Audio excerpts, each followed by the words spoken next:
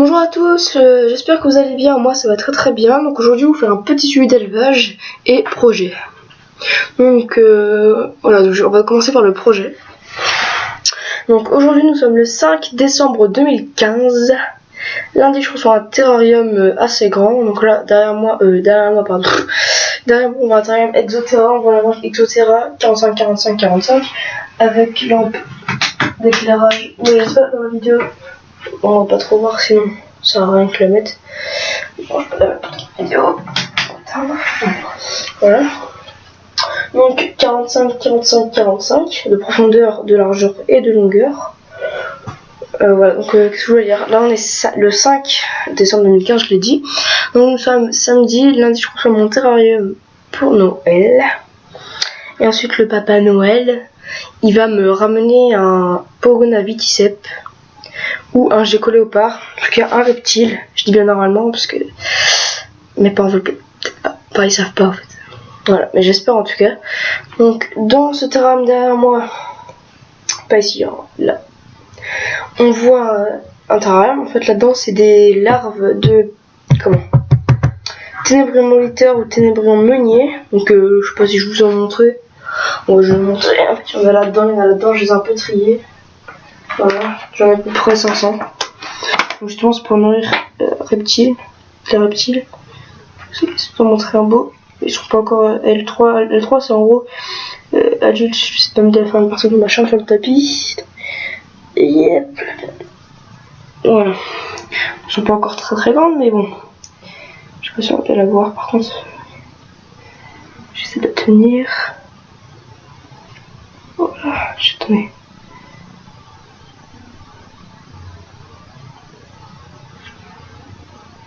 Voilà, elle est tombée sur mon PC, normal. Oh, faut que je la fasse rouler. J'arrive pas à l'attraper là. Hop là, donc pour ça, c'est bon. Donc je la nourris, je l'ai nourris dans de la farine et en dessous, voilà, on pourrait croire que c'est ça le mélange. Ce sont des croquettes, des granulés pour rongeurs que je mets au fond. Comme j'ai un cochonnement, je récupère les graines. Ensuite, salade verte du jardin de mon grand-père. Et farine complète de blé. Et donc je fais le tout dans une boîte de grillons. Voilà, après je peux vous montrer. Là-dedans c'est un mélange. Je fais plusieurs mélanges. Là-dedans des copeaux de bois. Et là-dedans farine seule. Ensuite, on va passer ici. Alors à l'intérieur c'est des petits tiroirs que j'ai aménagés. Donc on va partir ça. Voilà. Donc, vous avez peut-être remarqué, mais sur le côté, j'ai une bûche pourrie. Enfin, pas pourrie, mais j'ai une bûche. Voilà, que j'ai coupée, hein, préalablement coupée. Je vais la remettre. C'est pas dans le tiroir, je vais la remettre. Voilà. Donc, c'est pour des larves de Lucanus cervus, Lucan cerf-volant. Ceux qui ne savent pas ce que c'est, allez voir sur Google, hein, que j'ai pas encore d'imago d'adultes. Donc voilà, donc il y en a une à l'intérieur, on voit bien le trou où elles ont creusé, hein. Voilà le trou. Donc je vais vous montrer deux larves pour l'instant. J'en ai d'autres, hein. Il y en a qui sont dans la bûche, mais je vais pas détruire la bûche juste pour récupérer une larve, hein. Ce sont des larves très agressives quand même. Voilà, hashtag Mathis Blondel, hein. Mon labo chez moi apparemment, j'ai un labo où on envoie les belles pinces. Donc ça passe fort. Je vais vous en montrer d'autres, des larves après. Beaucoup plus grosses. Voilà, une deuxième ici. Voilà, donc je vais essayer de vous montrer une un peu plus grosse. Faut que je la trouve par contre. Bon, si je la trouve pas très grave, mais au moins pour la vidéo, peut-être vous en montrer une grosse. S'il y en a une dans le substrat. Faut que je la trouve par contre. Ça creuse ces conneries.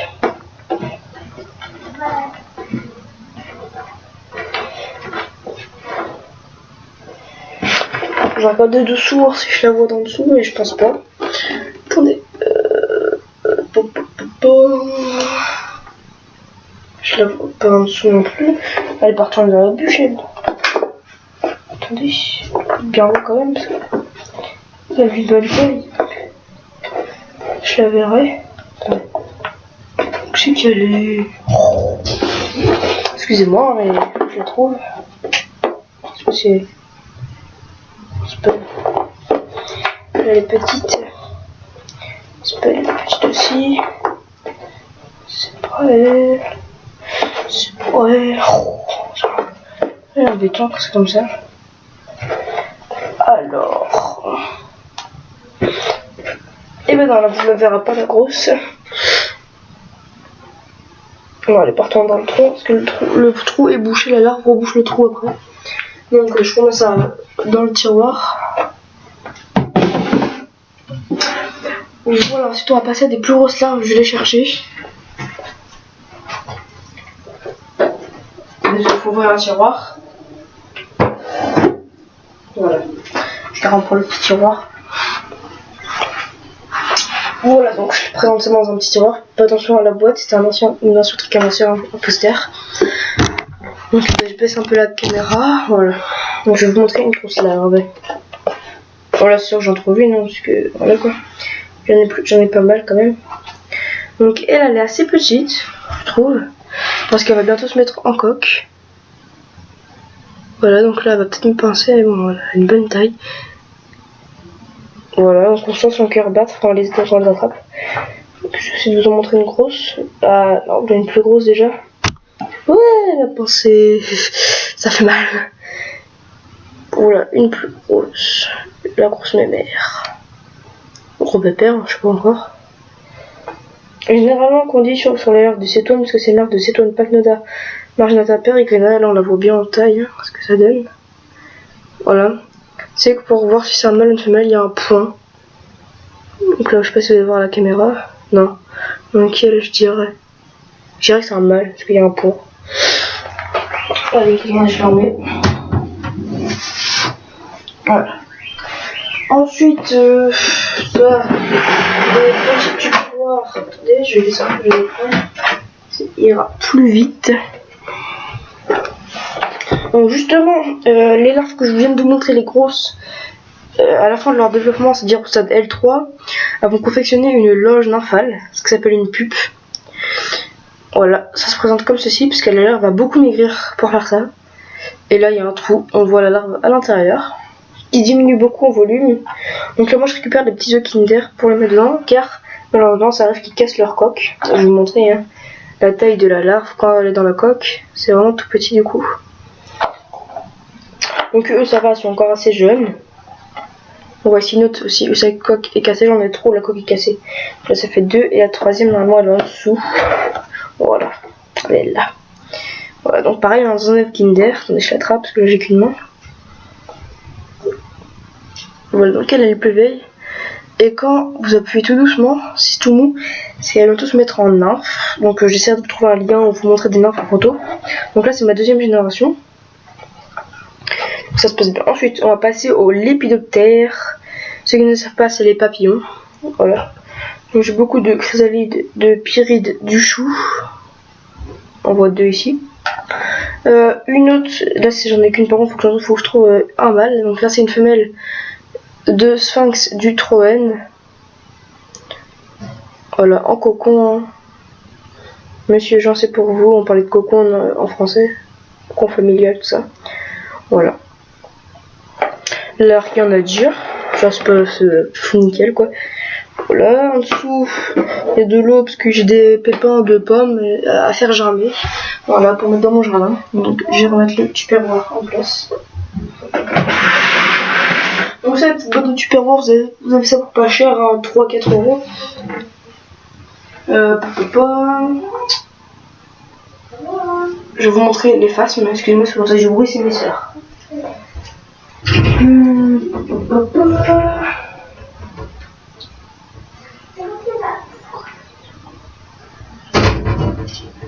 Hop, il y a la mère. Voilà. Donc les faces sont souvent dans un grand terrarium. Attendez, hop, je m'assois. Donc là, ce sont des phasmes bâtons. Donc il y en a plusieurs personnes de ma classe qui veulent que je leur en donne. Je vais leur donner des œufs parce que je les donne avec tout ce que j'ai. Hein. Voilà, donc on voit une femelle adulte. Elle est pas très grande elle. Hein. Pourtant on voit bien la taille, elle est assez balèze. Donc phasme bâton. Voilà, donc ça mange des ronces, du chêne, du framboisier, du pyracantha. et comment elle commence à moins pondre en hiver. J'ai remarqué ça depuis 3 ans maintenant que je fais l'élevage de face à mon bâton. Vers début hiver, il commence à pondre de moins en moins. Il pond de 3 œufs à la place de 6 par jour. Donc ça vit au moins un an et demi. Donc calcule le nombre d'œufs. Ici une femelle plus grande. Hein. Voilà. On voit, elle est magnifique. On voit ça des petites cornes. Voilà. Donc ça c'est inoffensif. Une belle femelle qui vient de tomber. Voilà, et je vous montrerai un problème. J'en ai une autre, là, une femelle. Un problème qu'ils ont en faisant leur mue s'il manque d'humidité. Donc elle est assez vieille, hein, elle va bientôt mourir malheureusement. Et je sais pas si vous allez bien voir ses pattes, voilà, elles sont courbées. Les pattes de devant là, elles sont courbées. Donc avec ces pattes là, elle peut plus s'accrocher, regardez.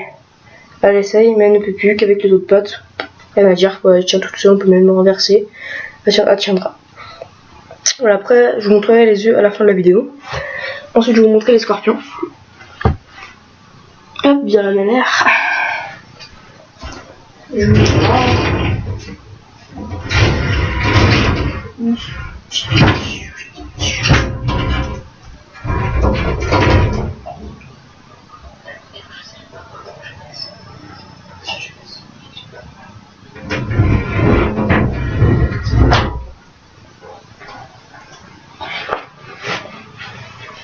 donc voilà en face scorpion. Voilà, c'est un insecte tropical. Moi de bonne taille. Je vais essayer de faire dérouler l'abdomen pour que vous vous rendiez compte de la taille, s'il te plaît. Ça pique. Pardon. Voilà, attendez. Je vais essayer de le faire dérouler comme ça. Donc c'est super beau. Excusez-moi, j'ai eu un petit problème de PC. Voilà. Une grande taille pour rendre comme ça 20 mètres. Voilà. Je ne vois pas. Donc elles sont adultes depuis pas très longtemps, j'ai 3 femelles. Mais elles ne pondent pas grand chose. Donc je pense que c'est parce que je fais un élevage de parthénogenèse. Donc la souche commence à diminuer quoi. On voit les petites ailes et tout. Là les ailes. Voilà la tête. Et monsieur Jean aussi, mon prof de français. Voilà. Si vous regardez la vidéo, on voit qu'elle a des pics et qu'elle essaye d'attaquer avec ses pattes. Voilà, donc ça fait assez mal. Ensuite je vais vous montrer les œufs hein, de face de bâton car les scorpions j'en ai pas encore.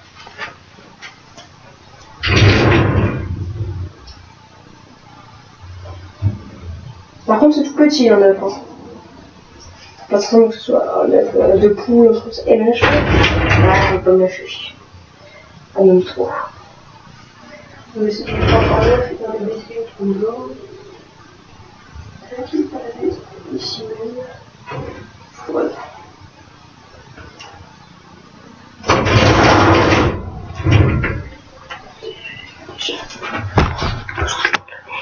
Voilà. Donc je vous montre un petit œuf. Le petit point là, c'est l'œuf. Voilà, ça c'est pour le façon de bâton. Par contre, pour l'œuf de scorpion, il est beaucoup plus grand. Mais là, je vous montrerai un jeune parce qu'il est en train de se barrer. Oh.